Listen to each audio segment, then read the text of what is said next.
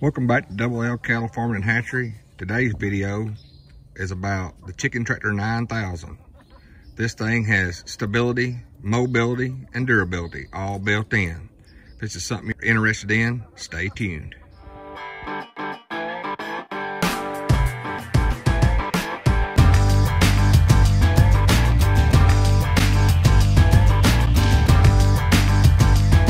Today's video, we're going to build a chicken tractor.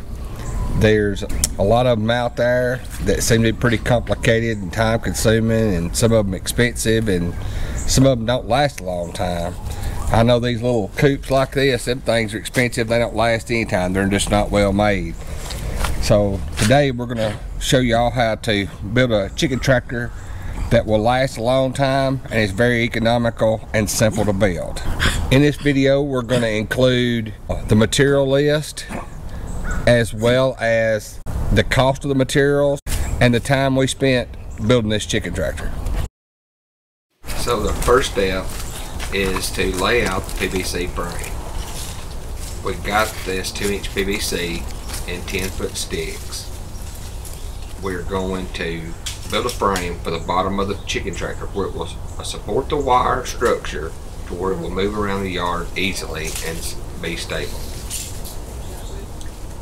Now that we've got part of the frame laid out, we're going to start gluing it together.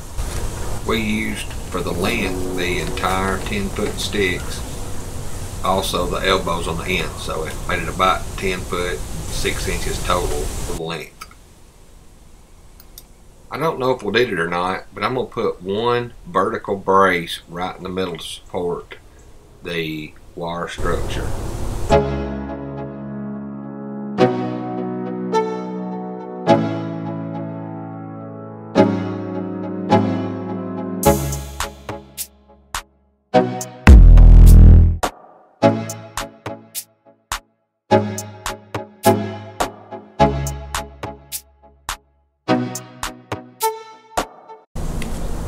Okay, now we've got our frame finished, including our one vertical support.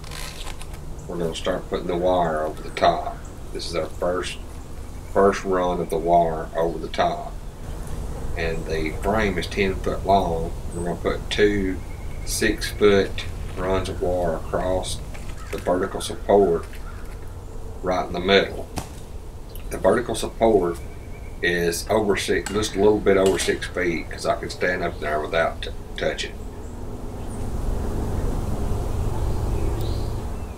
We used heavy duty zip ties at the bottom to connect the wire structure to the PVC frame. We made sure that the wire was connected to the top of the PVC because we don't want it to drag the ground as we're moving our chicken tractor around.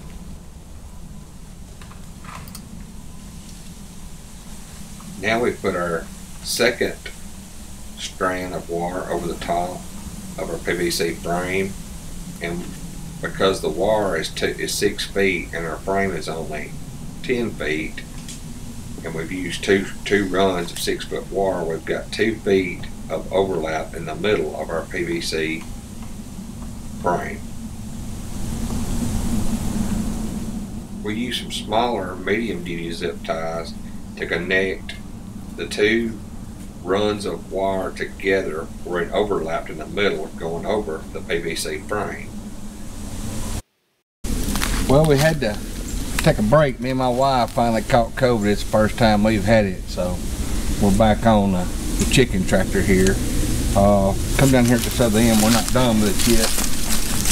Since this is the first time we've done this, we're kind of leaving everything kind of loose and double checking like we want it. And that's just the pieces I had left. I'm gonna come back and cut them off shorter because it's not having any support. But right here, not much right here. Honestly, the wire, this is 12.5 gauge wire, and they make this in a 14 or 14.5 gauge. It's not as strong as this 12.5 gauge. But just from what we, it looks flimsy down here. Let me show you this. You can tell how flimsy this is. But now when you start tying it together like this end, when we get it tied together, it's already a lot more solid. We're gonna bend these over and combine that too. And that's gonna, every time you tie it in another time, it just makes it a lot more sturdy.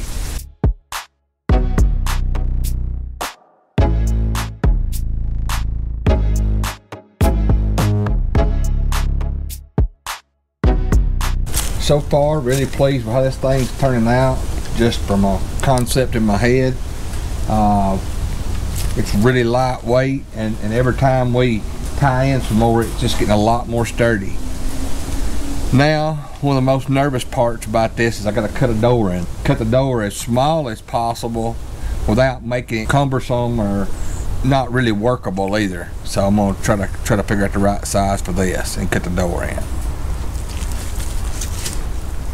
I feel like you can, if this one was left, you could duck in there under this one pretty easy. So we're gonna cut it. So we're gonna cut it right here. That's gonna be our top that we're gonna go under. Now then, we want it same thing down here. I think you can step over this one. Oh yeah. But not this one. So we're gonna cut it right there. All right. So now then, how wide do we want it? Well, I'm pretty wide, so. All right, let's try her before we move along.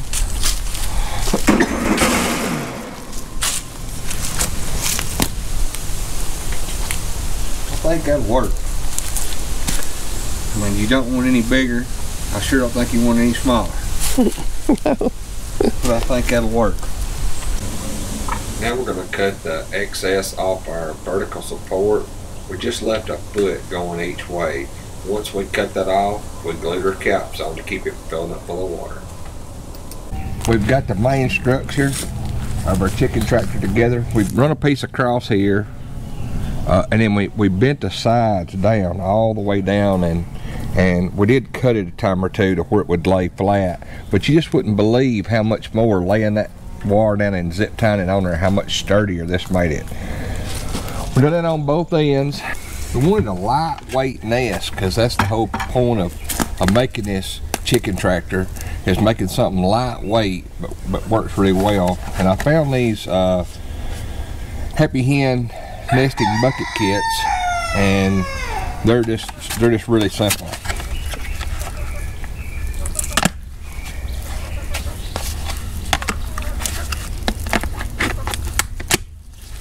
That's that part.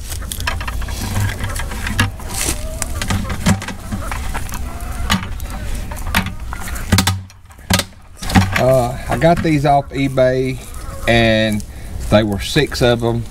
For shipping and all was about $69 for 6 of them. I got these buckets, of course, at Tractor Supply. We had buckets, but they're old, and we wanted, since we're starting this project new, we want some nicer buckets for these chickens.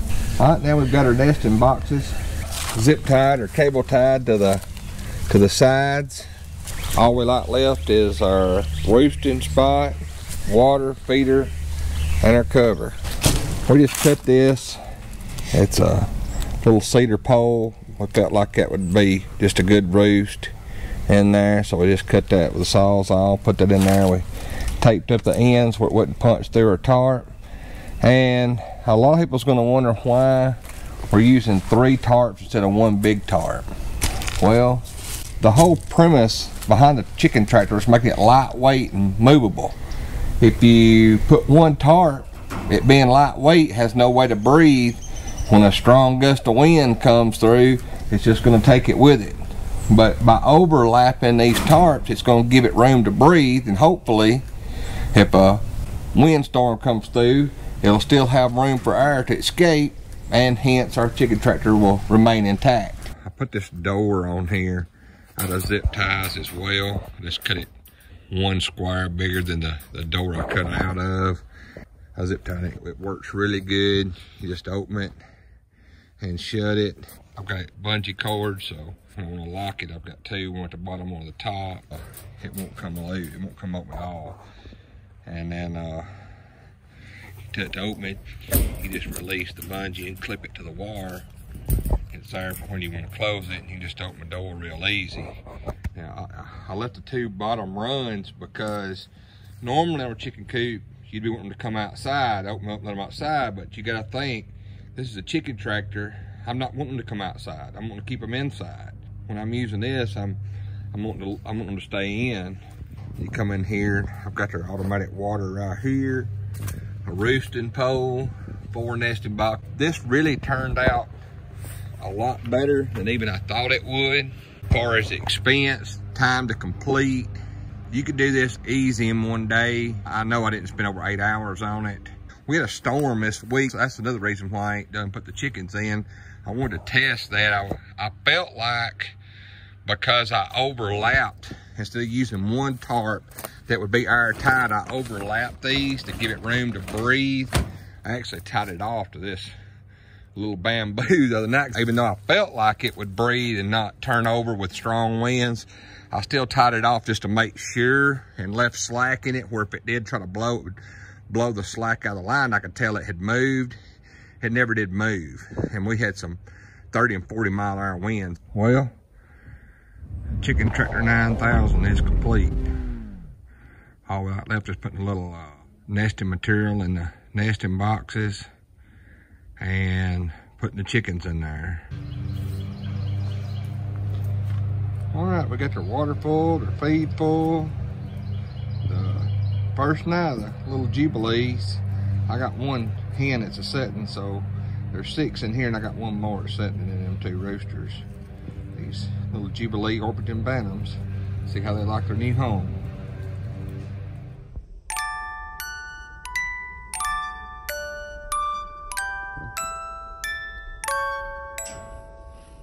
How fresh is the steak? Will it be any fresh or will we still be grazing?